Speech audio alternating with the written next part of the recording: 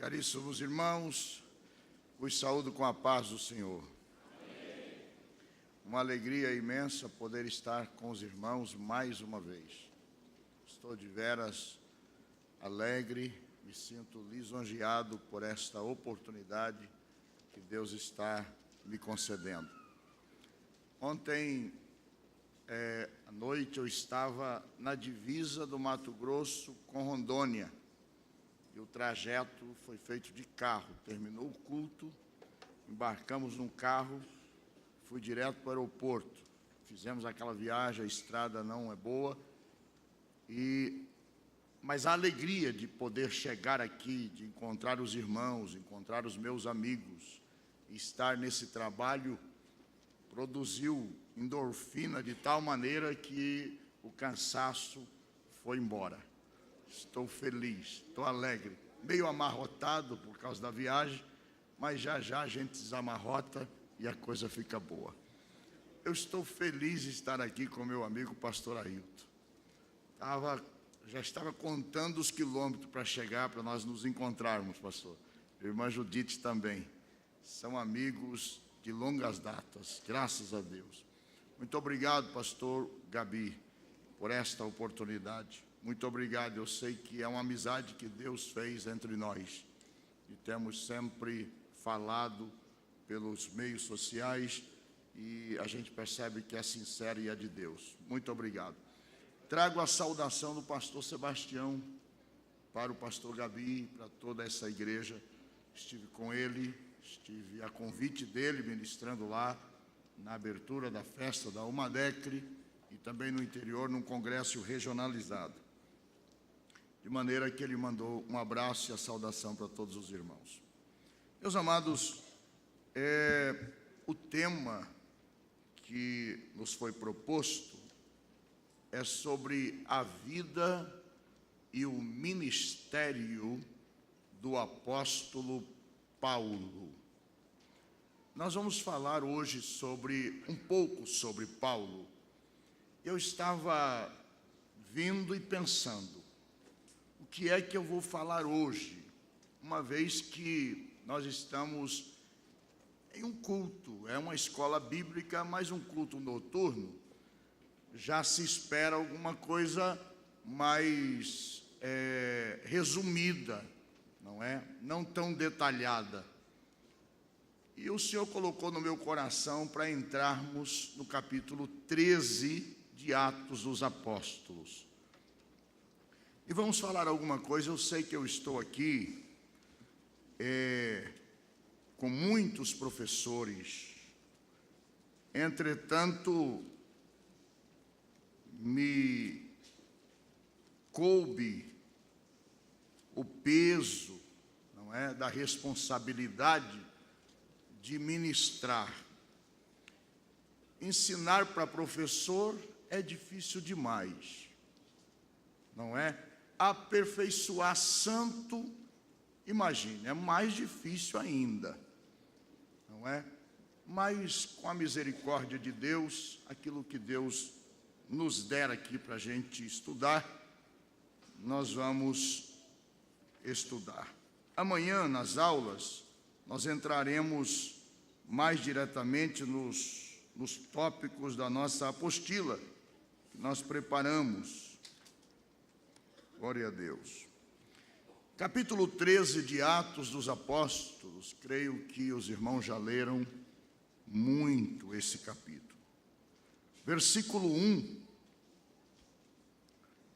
Glória a Deus. Diz assim: na igreja que estava em Antioquia, havia alguns profetas e doutores,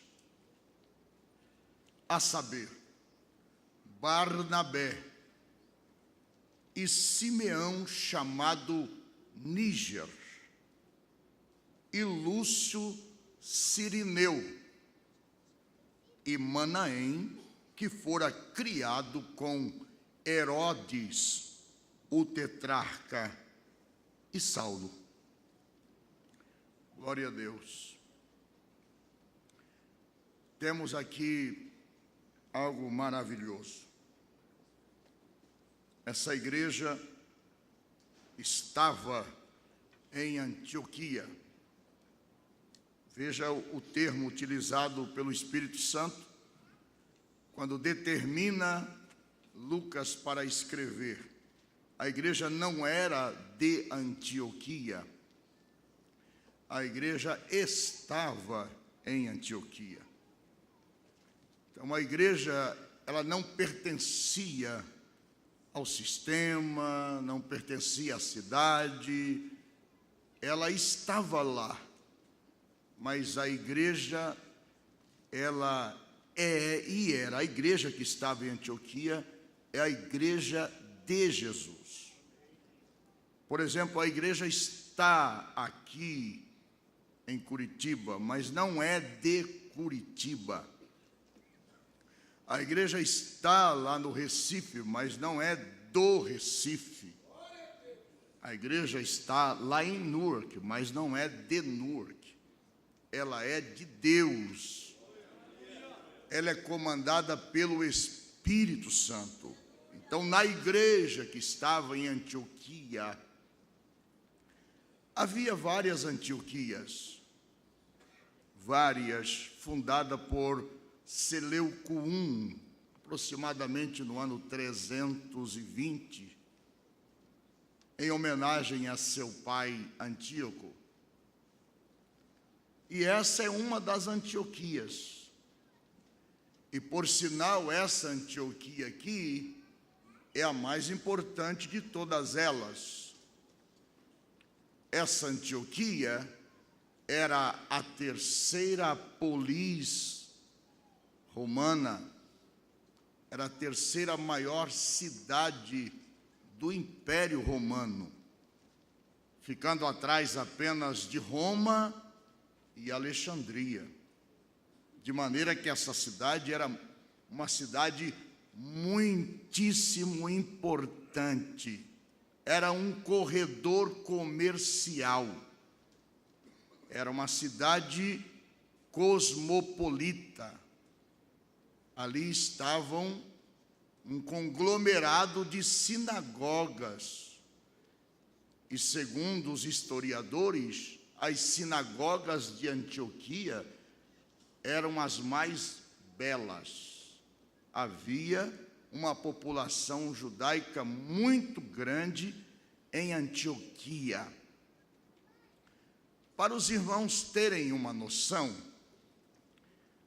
a igreja primitiva, os anciões e os apóstolos, eles interpretaram aquelas palavras de Jesus no momento da ascensão: e ser-me-eis testemunhas, tanto em Jerusalém, como em toda a Judéia, Samaria e até os confins da terra, como se fosse uma ordem para primeiro evangelizar os judeus, em qualquer lugar que chegassem, dar prioridade aos judeus.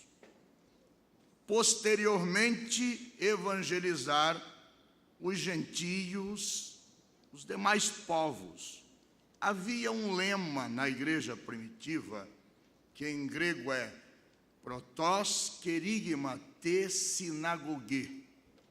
Esse era um lema entre os anciões, entre os apóstolos.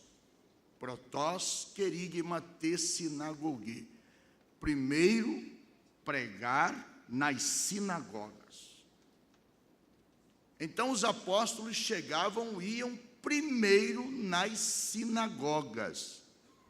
Se você observar aqui, na igreja, na outra Antioquia, que é da Psídia, depois de terem ministrado e terem sido rejeitados, então Paulo fala sobre isso.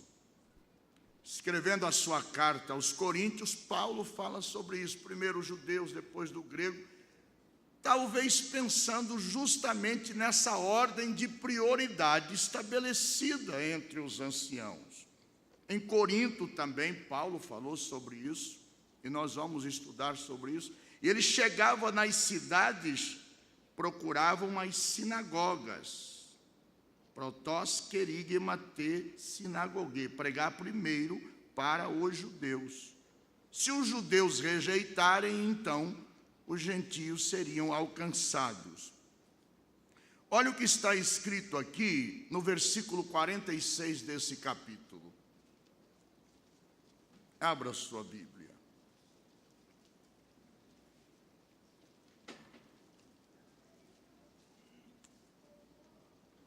No versículo 46, ele já está quase no final da sua primeira viagem missionária, enfrentando uma perseguição terrível, que, se Deus permitir, vamos falar.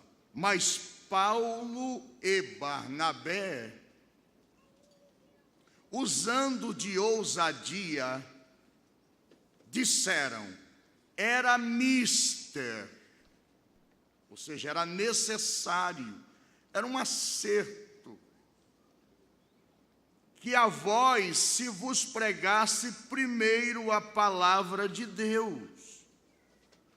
Mas, visto que a rejeitais, e vos não julgais dignos da vida eterna, eis que nós voltamos para os gentios. Então alguém pode conjecturar e dizer: por que Paulo procurava as sinagogas? Será que ele estava querendo tirar proveito, pegando pessoas que já tinham um pouco, uma base de conhecimento, para poder aliciá-los até de certa forma a se converter a Cristo? Não, é porque ele respeitava essa orientação dos anciões e dos apóstolos de Jerusalém. Grave bem essa frase. Então, todas as cidades, ele só pregava primeiro para os gentios se não houvesse sinagoga. Vamos ver algumas cidades que não tinham sinagoga. Atenas não tinha sinagoga, aliás, Atenas tinha sinagoga e Corinto também, mas outras cidades, por exemplo, Filipos, não tinha sinagoga. Ele foi para a beira do rio, e lá foi orar, e ali nasceu a igreja, e nós vamos chegar em outras cidades também que não tinha sinagoga, e que Paulo e os seus auxiliares pregaram para os gentios diretamente. Voltemos aqui para o versículo 1. Na igreja que estava em Antioquia, Antioquia da Síria, apresenta-se aqui, no capítulo 13, duas Antioquias. Uma, Antioquia da Psídia, província romana. Outra, Antioquia da Síria. Antioquia da Síria, a mais importante. A da Psídia ficava praticamente num alto plano, no topo do Monte Tauro, praticamente numa região muito difícil. E está englobado aqui no capítulo 13. Essa igreja de Antioquia nasceu com alguns crentes dispersos. Foram dispersos por causa da perseguição da igreja, e eles saíram pregando, e a igreja nasceu, não nasceu com judeus, ela nasceu com gentios. Porque diz o texto que os cristãos dispersos pregaram para os gentios, e a igreja nasceu entre os gentios em Antioquia da Síria. Se você ler os capítulos anteriores, especialmente o capítulo 12, que fala da prisão de Pedro, e fala do retorno de Saulo e Barnabé para Antioquia, depois de ter levado as ofertas para Jerusalém, você vai entender um pouco o contexto em que eles estavam vivendo. Era um contexto de perseguição. Herodes Agripa I decidiu perseguir os cristãos. A igreja viveu um período curto de paz depois que Saulo se converteu. Foi muito curto.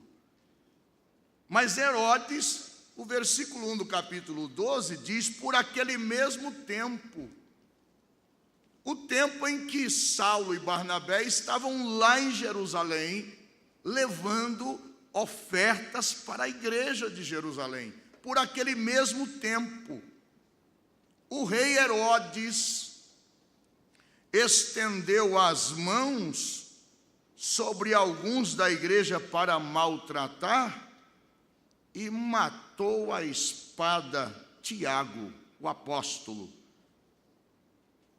Tiago, o apóstolo, irmão de João. Esse Herodes aqui, chamado Marco Júlio Agripa I, morreu logo em seguida, mas a perseguição foi grande e os crentes saíram dispersos, pregando por todas as partes. E com o nascimento da igreja em Antioquia, chegou a notícia em Jerusalém.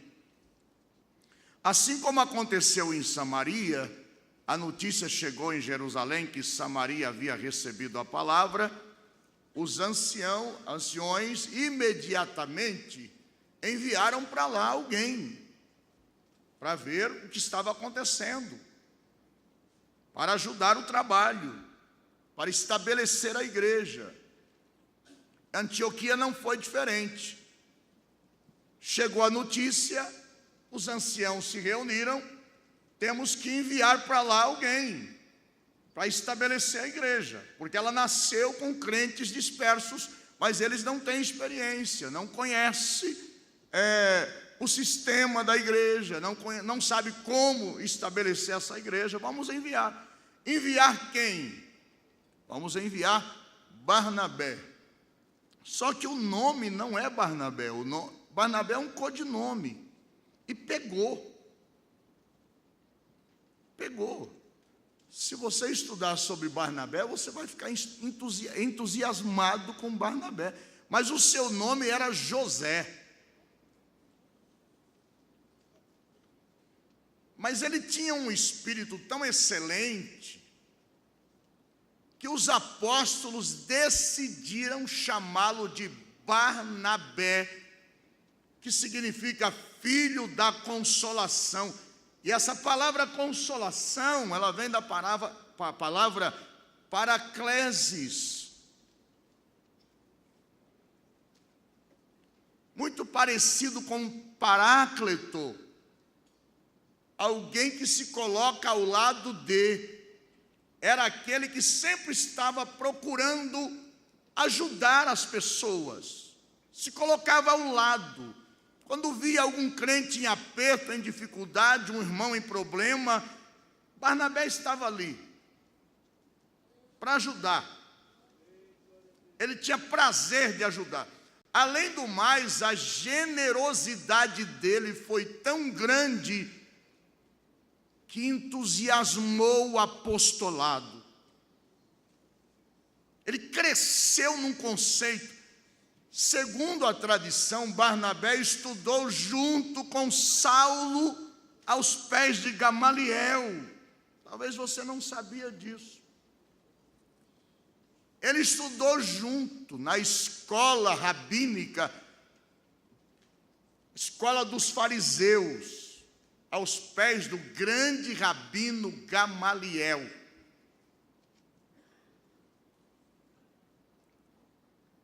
E o nome José, que já é um nome bonito, importante, não é? Significa aquele que acrescenta, coisa boa. Eu tenho muito orgulho desse nome bonito que a minha mãe colocou em mim. Mas colocaram o nome de Barnabé, e agora era Barnabé, Barnabé e Barnabé. Não chama mais José. O codinome ocupou o lugar do nome. Esse codinome era o retrato dele. O caráter dele estava nesse codinome. Então decidiram, vamos mandar Barnabé para estabelecer a igreja em Antioquia. Barnabé já tinha tido uma experiência com Saulo.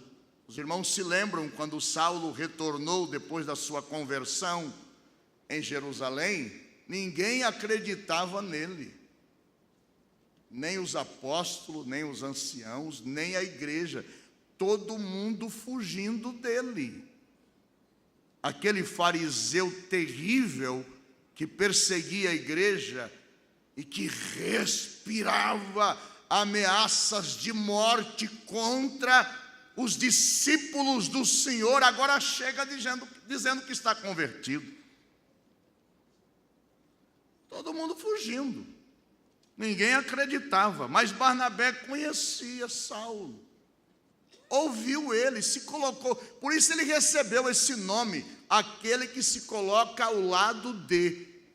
Ele tinha esse dom, irmãos, de ajudar, de ver um irmão em apuro, ir lá e dizer, irmão, estou aqui, posso te ajudar? Posso fazer alguma coisa por você? Não é aquele que vê o irmão em apuro e diz assim, ele que se dane, estou nem aí para ele. Não. Barnabé tinha esse espírito excelente. Aí recebe um codinome parecido com o nome do Espírito Santo, um atributo. Glória a Deus. E ele chama Saulo e diz, não, por bondade de Deus, Deus me deu muito conceito aqui entre os anciãos. Eu vou te introduzir. Irmãos, nós estamos carentes de pessoas que queiram ajudar. No nosso meio tem muita gente querendo empurrar para o buraco, mas para ajudar tem pouca gente.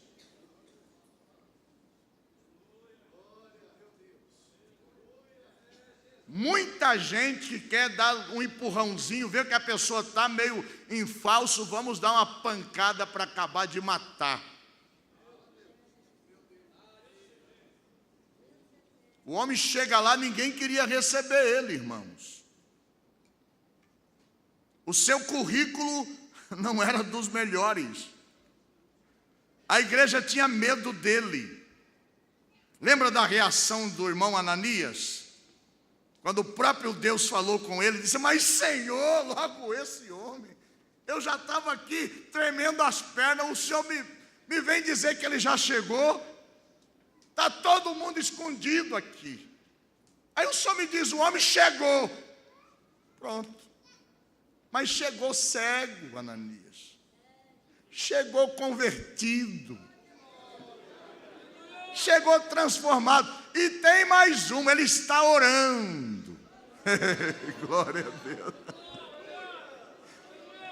Aleluia. Se converte. Vai para a Arábia, volta para Damasco, e aquele desejo de conhecer a igreja mãe, os apóstolos, os anciãos, foi tão grande que ele desce para Jerusalém, com toda alegria, imaginando, quando eles souberem que eu me converti, vai ser uma alegria, o meu testemunho vai fazer o povo vibrar, e ele veio com esse sentimento. Eu fui um terror para a igreja, agora eu chego lá convertido, já passou todo esse tempo.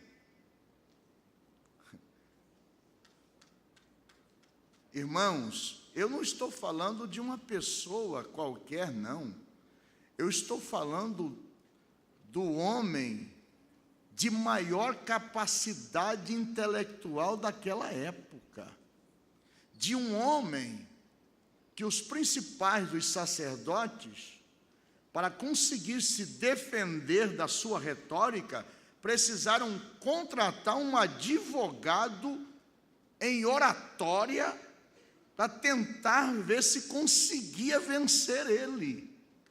E ele pôs todos no bolso, mesmo estando encarcerado no momento da sua fala, não tinha para ninguém.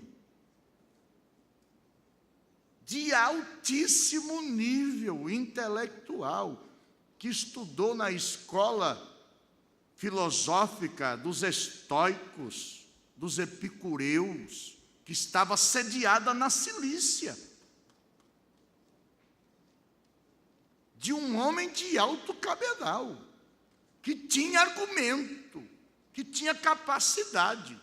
E ele chega lá, irmãos, com toda essa capacidade, colocando tudo isso que ele havia aprendido, e de uma memória extraordinária. Ele disse: eu peguei tudo isso que eu aprendi lá em Tarso, coloquei tudo como esterco. Glória a Deus.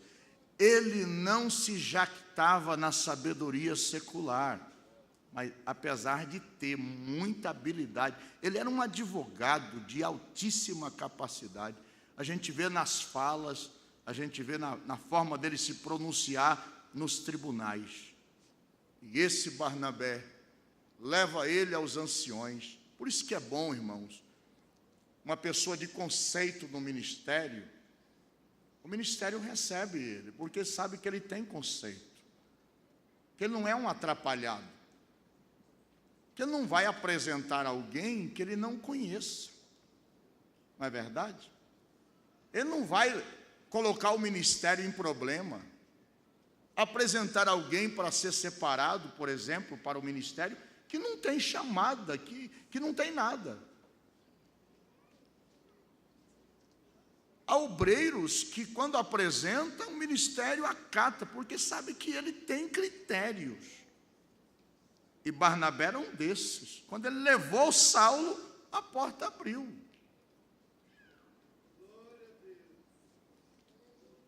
E os apóstolos receberam ele e ouviram o seu testemunho. E ele já ficou tão eufórico que já saiu pela rua pregando. E quando ele começa a pregar na rua, já levantou um grupo para tentar matá-lo e armar cilada contra ele. Porque quando não consegue vencer no campo das ideias, a intenção é matar.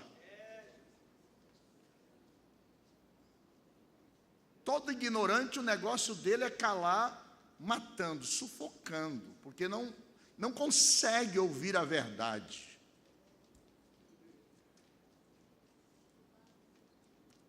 Glória a Deus.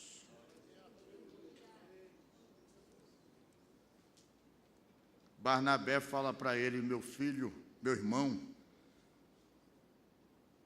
caia fora daqui, que esses judeus vão te matar. Levou ele a Cesareia e mandou ele para Tarso, vai embora para Tarso. Depois nós vamos falar um pouquinho sobre Tarso e a influência da família de Saulo em Tarso, o que essa cidade representa no contexto da vida de Saulo. E ele foi para Tarso. Quando surge a ordem para Barnabé ir a Antioquia, para ver a igreja que estava nascendo, e assumir a direção da igreja, ele disse: eu vou. Ele foi a Antioquia e viu que o trabalho era grande, promissor. A igreja estava florescendo de maneira extraordinária. Ele disse: eu não posso ficar sozinho aqui, mas eu tenho um amigo chamado Saulo, e ele vai me ajudar e muito. Eu preciso trazer uma formação acadêmica para esse povo. E ele foi a Tarso procurar Saulo, encontrou e trouxe Saulo. E agora podemos ver que, dentro da nossa conjectura, que Barnabé era o pastor da igreja de Antioquia, o presidente da igreja, a igreja mais importante depois de Jerusalém. Cresceu rápido, muito rápido. E Saulo, naturalmente, o vice-presidente. E ficou um ano ensinando aquele povo de tal maneira que num ano vários doutores se formaram.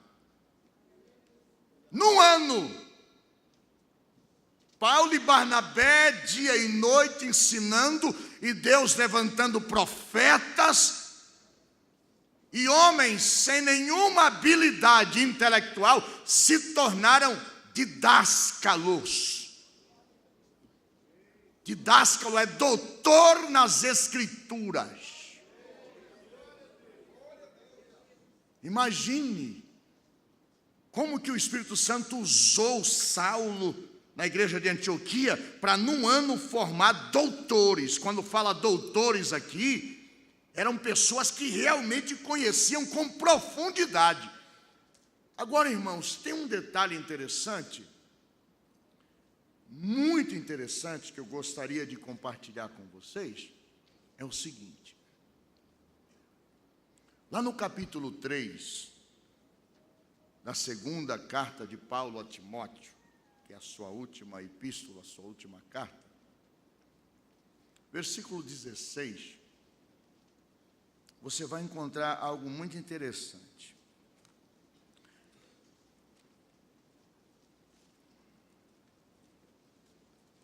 Segunda carta, 3,16. Esse versículo você conhece de cor, salteado. Eu estou falando aqui para pessoas que têm o dom de decorar versículo da Bíblia. Paulo diz assim: toda Escritura, só fazendo um parênteses aqui, toda vez que aparece o termo grafia, o grafê, escritura, traduzido para escritura no Novo Testamento, significa documento legal do céu. Grave isso, por favor. Você vai dar mais valor à Bíblia, ao livro sagrado. Documento legal, escritura, documento legal do céu. Assim como uma escritura que você tem de uma propriedade, é um documento legal que você tem na mão, que você é proprietário e ninguém pode tomar, não é? Escritura. Toda a Escritura está se referindo à palavra de Deus, à Bíblia. Aí diz assim o texto: divinamente inspirada. Essa palavra divinamente inspirada, ela vem de uma palavra grega, que pode ser dividida em duas palavras. Tiapnestos. Você já ouviu isso. Essa palavra, certamente você já ouviu muito. Tiapnestos. Que quer dizer sopro divino. Divinamente inspirada significa sopro divino. O que Paulo está dizendo é que todo esse documento que está na sua mão, que chama-se Escritura, no versículo anterior aparece como sagradas letras. Todo esse documento é sopro, hálito do Espírito Santo, hálito de Deus, sopro. Tudo aqui é sopro, sopro. Toda a Escritura. Sabe como você entende melhor isso aqui? Você sabe que o Novo Testamento nós temos pelo menos 7 escritores. Apenas 3 deles tinham capacidade de redigir uma carta. Capacidade intelectual. Tinha capacidade de redigir um documento.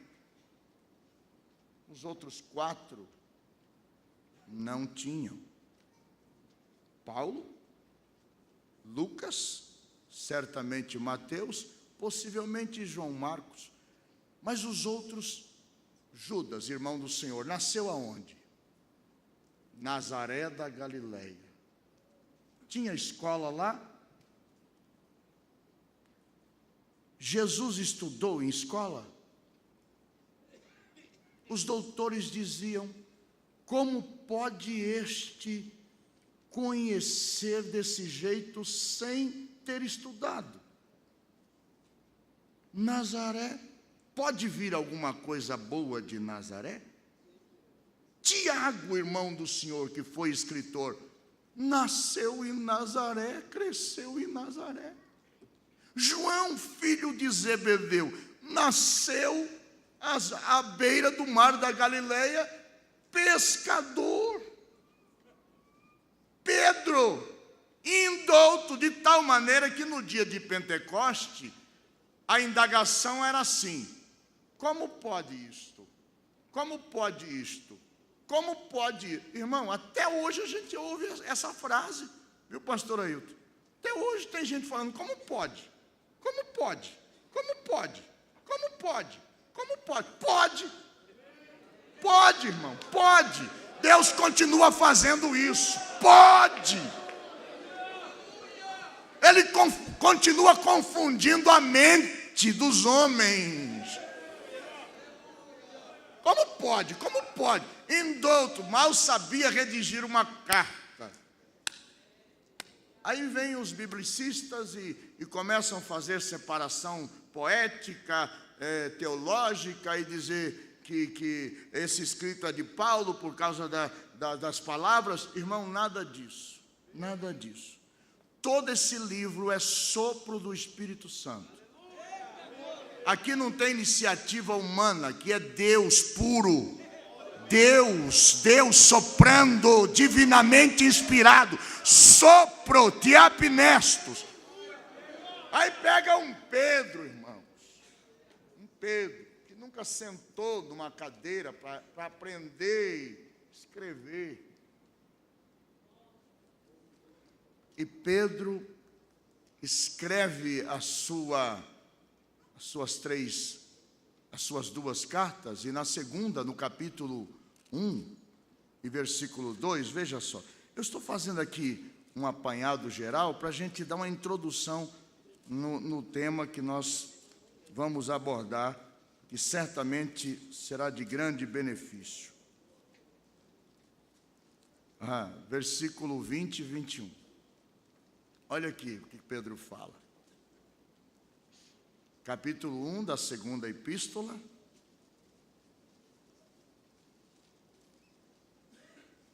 Versículo 20 e 21. Olha só. Sabendo primeiramente isto. Ou seja, você quer pregar? Saiba primeiro isto. Você quer estudar a Bíblia, a Escritura? Saiba primeiro isto. Você tem aspiração para ser um pastor? Saiba primeiro isto. Você quer estudar teologia? Saiba primeiro isto. Saiba primeiro o quê? Sabendo primeiramente isto, que nenhuma, você sabe qual é a menor letra do alfabeto consonantal hebraico? É o Dalet. Aliás, Dalet não, Yod. É apenas um risquinho, tipo um tio, e Jesus falou sobre isso, a importância. Nenhuma letra, nenhuma palavra deste livro, desta Escritura, é de particular interpretação. Você quer estudar? Estude. Você quer se esmerar? Se esmere. Isso vai te ajudar bastante. Mas saiba primeiramente isso, que a hora que você estiver com esse livro na mão, aqui é sopro de Deus. É por isso que muita gente de alta capacidade é pego de surpresa às vezes por mensagens que saem dos lábios de pessoas sem nenhum preparo secular, mas tomado pelo Espírito Santo, flui.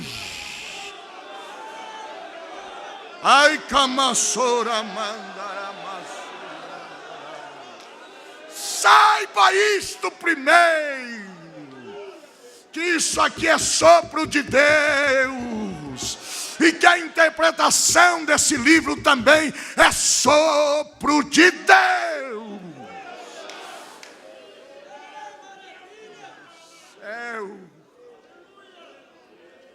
Pode estudar, pode encher o balcão de tudo quanto é dicionário léxico, dos mais avançados que você tiver, os comentários bíblicos de tudo. Eu gosto de ler, eu leio.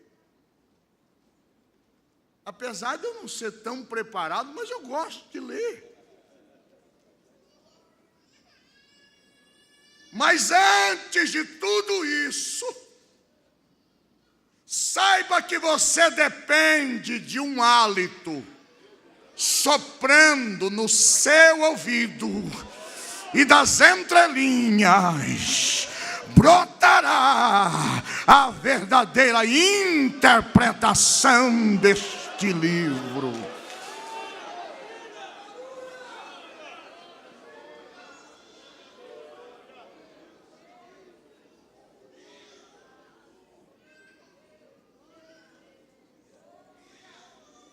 Meu amigo pastor Ailton, é nas entrelinhas que está o segredo.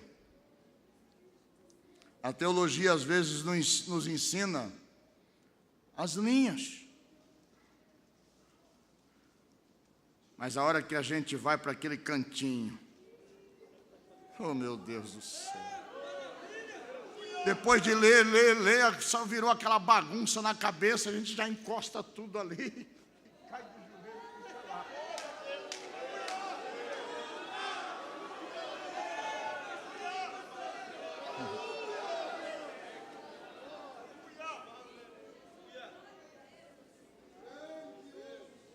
Meu Deus do céu.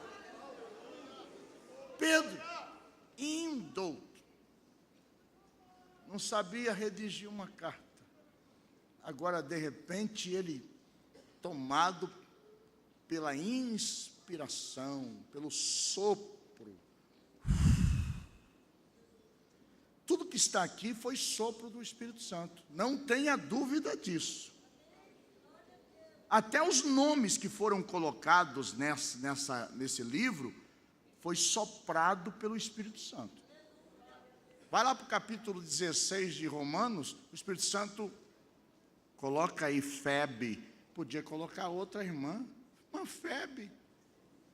Põe o nome dela aí. Você sabia que o Espírito Santo continua soprando nomes? Você pode estar esquecido de muita gente, mas de repente ele sopra. Aleluia, aleluia. Meu Deus do céu.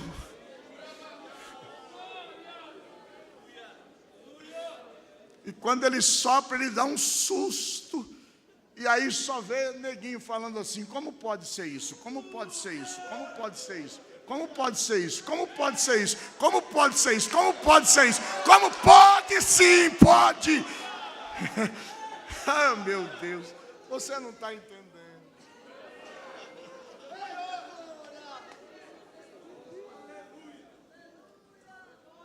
Saiba primeiro isto, que nenhuma profecia da Escritura, documento legal de Deus, é de particular interpretação. Nenhuma. Mas eu vou estudar, vou fazer bacharel, vou fazer mestrado, faça, irmão, é bom, faça. Mas vai chegar uma hora que você vai voltar para cá. Você vai andar, vai ler, vai cansar pestando, daqui a pouco está você de novo no livro. Está você com a boca no pó. Quantas vezes passo o dia lendo, não entendo nada. Está eu lá com o rosto no livro. Quase dizendo assim: Deus, põe isso aqui dentro da minha cabeça, me ajuda, me ajuda, me ajuda. Aí o Espírito Santo faz assim, ó.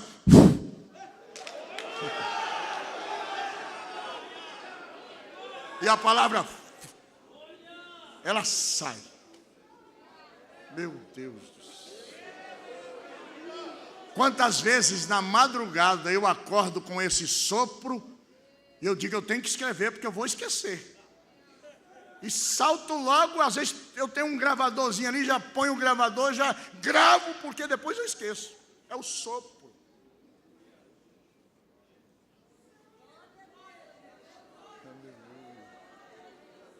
Bonito, né? Saiba primeiro isto. Você quer, mas saiba primeiro isto. Você vai andar, correr, e vai voltar para cá. É bom, não pare de ler. Paulo estava na antessala da morte. Na sua última carta, ele diz, traga os livros. Leia, persiste em ler, não pare de ler. Mas nada substitui. Nada. Nenhuma profecia da Escritura é de particular interpretação. Mas homens santos de Deus falaram. Vamos tentar trazer aqui não uma interpretação, mas uma tradução um pouco mais inteligível. Falaram aquilo que ouviram nos seus ouvidos. Quando a gente fala, a gente está soprando, né? Logon, logos, sopro. Você está falando, você está soprando. Só falaram aquilo que ouviram. Como é gostoso a gente... Por isso que às vezes, pastor Wagner e demais pastores que estão aqui, pastor Eliezer, com tudo que você prepara, você vai tremendo para o púlpito e pedindo misericórdia. Espírito Santo, por favor, sopra aí.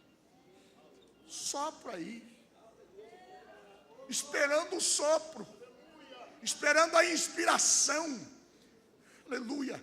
Ele vai soprando e você soprando. Ele vai soprando e você soprando. Ele vai soprando e você soprando. Ele vai soprando e você soprando. Na maioria das vezes você não sabe o que vai falar.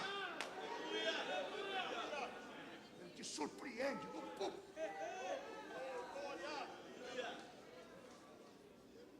Eu sei que tem gente que decora e tal, e é bom. Agora, irmãos, como que esse friozinho na barriga é bom. Como que essa dorzinha nas pernas é bom. Como que depender dele é bom.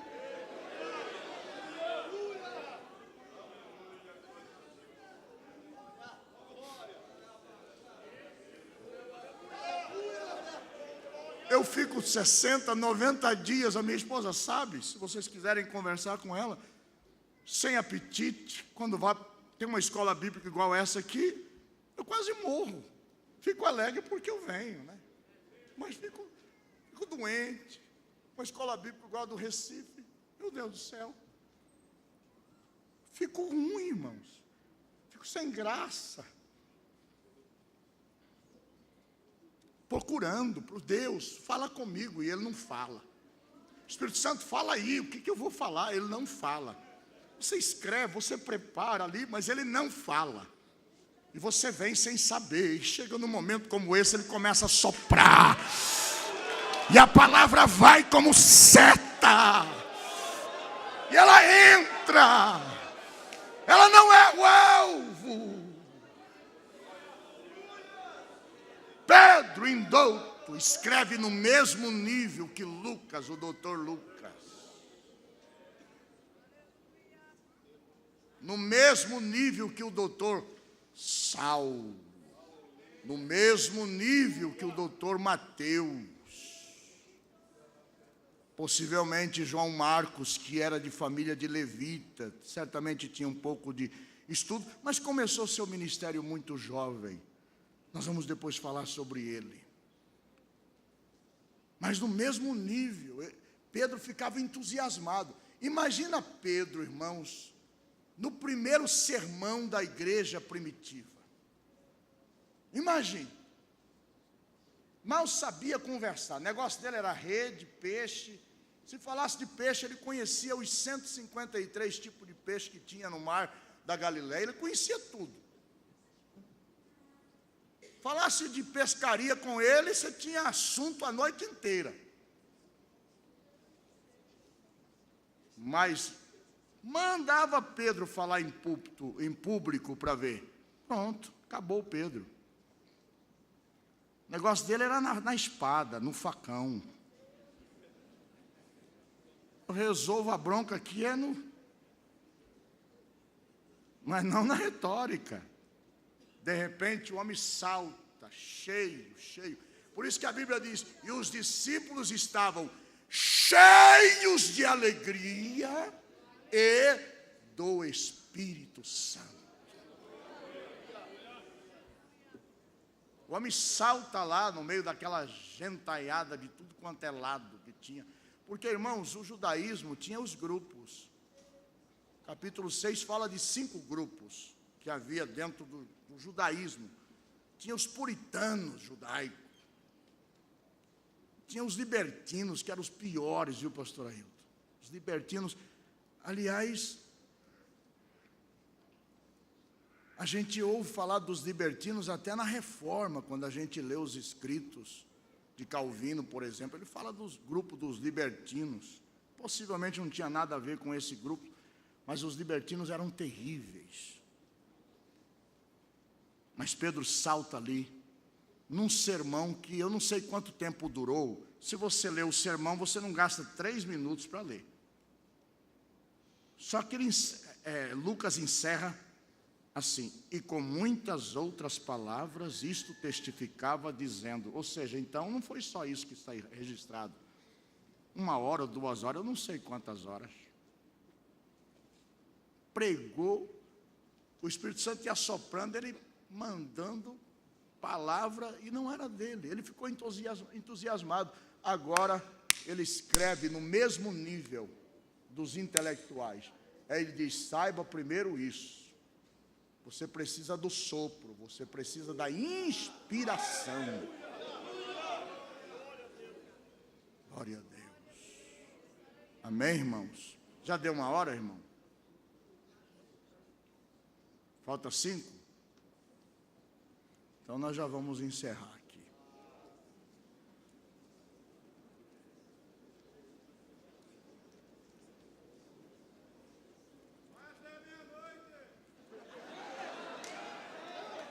É bom, né?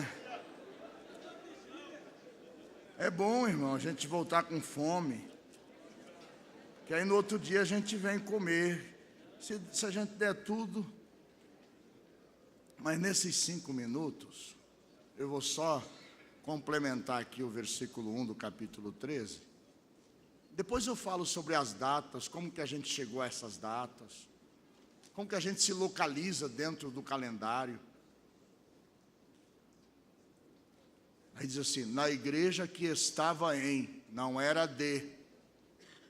E não vamos confundir Antioquia da Síria com Antioquia da Psídia. Na igreja que estava em Antioquia, havia alguns, não são apenas esses 5. Por que o Espírito Santo só registra o nome desses 5? Não sei. Talvez por causa dos 5 ministérios. Talvez porque é o número da graça. Não sei.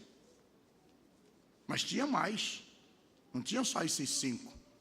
Mas o Espírito Santo fez questão de mandar registrar o nome desses 5 aqui. Havia alguns profetas. Profetas aqui são pregadores. pregadores, aqueles que pregavam a palavra. Apolo era um profeta de Alexandria, de alta capacidade intelectual.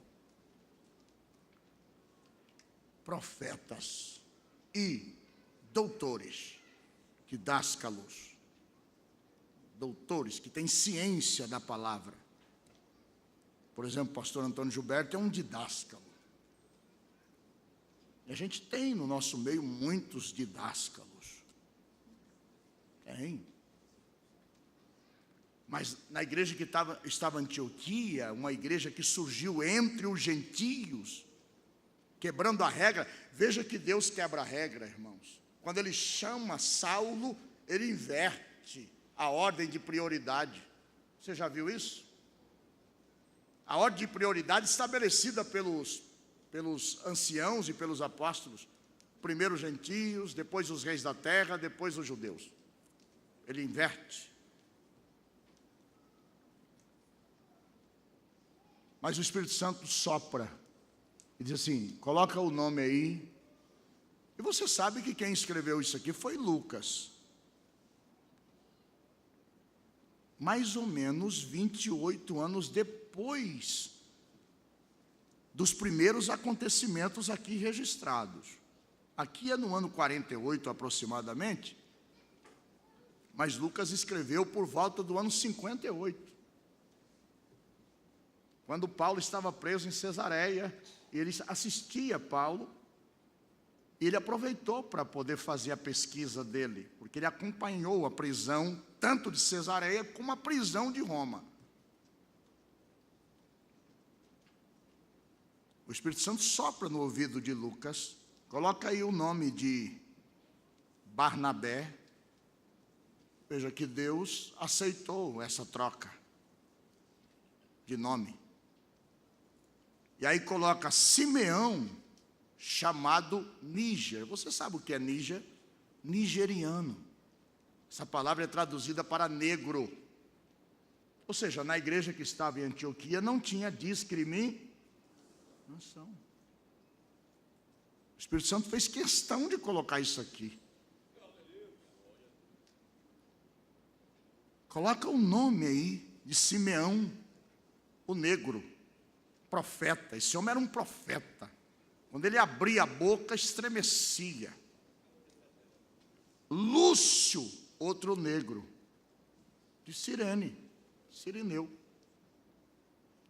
Que bonito. Como que a igreja surgiu?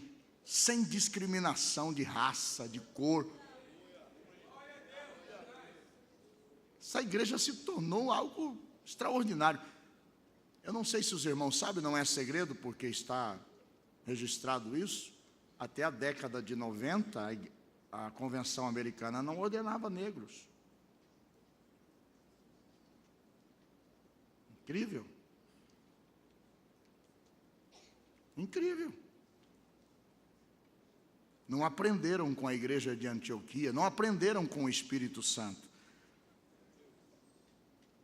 E Manaém, aí na sua tradução pode ser que está assim, que Manaém, irmão de leite de Herodes o tetrarca, o tio do Herodes Agripa I. Manaém mamou na mesma mãe que Herodes. É isso que o texto está dizendo. Irmão de leite. Na Bíblia em espanhol está irmão de leite.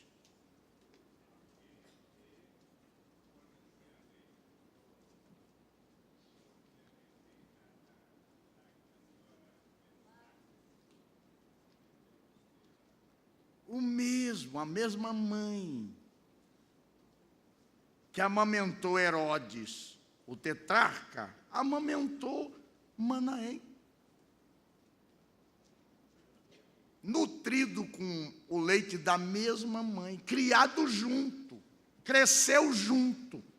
Herodes se tornou um tirano, mandou decapitar João Batista, e Manaém se tornou um profeta.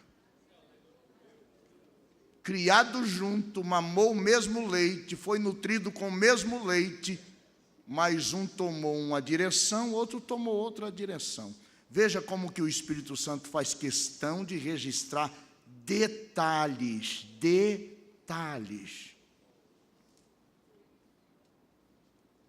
E Saulo. Deus abençoe os irmãos. Amanhã, se Deus permitir, nós continuamos.